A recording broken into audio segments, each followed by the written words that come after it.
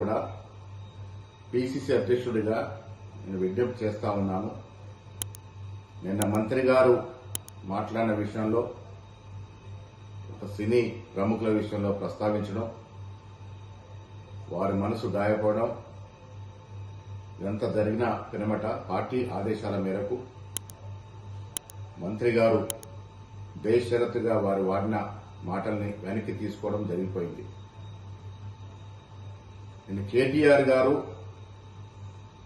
ఒక మహిళ అని చూడకుండా ఒక మహిళా మంత్రి మీద ఒక సోదరుడు సోదరిమణికి వేసే విధంగా పూలారం నూలుకోవు దండ వేస్తే విపరీతంగా చెడు మార్గంలో ట్రోల్ చేయడం, ఎప్పుడో మాటని ఆడియో రిలీజ్ చేయడం, ఆ సందర్భంలో క్రోధోక్తులైనటువంటి మంత్రి గారు కొన్ని కామెంట్స్ చేయడం, అంతకుముందు మంత్రి గారి మీద కేటీఆర్ చేసినటువంటి వ్యాఖ్యలు కూడా మీరందరూ గమనించి ఉంటారు.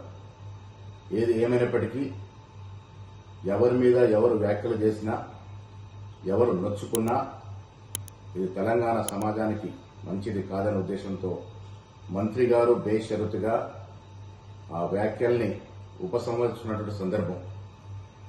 ఆవిడ ట్వీట్లో పెట్టినారు,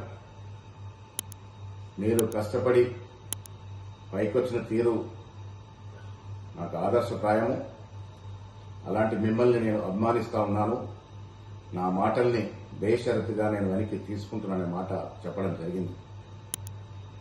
ఇరువైపులో కూడా మహిళలే ఉన్నారు. మొదటగా మంత్రి గారి మీద కేటీఆర్ చేసిన వ్యాఖ్యలు, పెట్టిన ట్రోల్స్, వివిధ సోషల్ మీడియాలో వచ్చినటువంటి అభ్యంతరకరమైనటువంటి ట్వీట్స్ మీరందరూ కూడా గమనించే ఉండి ఉంటారు. సో ఇవన్నీ జరిగిన పిరమట మంత్రి గారు ఆ వ్యాఖ్యల్ని ఉపసంహరించుకున్నారు. కాబట్టి నేను మీ అందరికీ విజ్ఞప్తి చేస్తా ఉన్నాను, ఈ అంశానికి ఇక్కడ ముగింపు పలుకుదాము. ఇంకా దీన్ని దూరం తీసుకెళ్తే ఇరువైపున మహిళలు కూడా నొచ్చుకొని బాధపడే అవకాశం ఉంది. కాబట్టి సినీ ప్రముఖులందరూ కూడా నేను విజ్ఞప్తి చేస్తా ఉన్నాను, ఈ అంశాన్ని ఇక్కడితో ముగింపు పలుకుదాము. భవిష్యత్తులో మా మంత్రులు కానీ, కాంగ్రెస్ నాయకులు కానీ, వివిధ పార్టీల ప్రతిపక్ష నాయకులు కానీ ఎవరి మీద ఎవరు కూడా ఇలాంటి అభ్యంతరకరమైనటువంటి వ్యాఖ్యలు చేయకూడదని విన్నవిస్తా ఉన్నాను.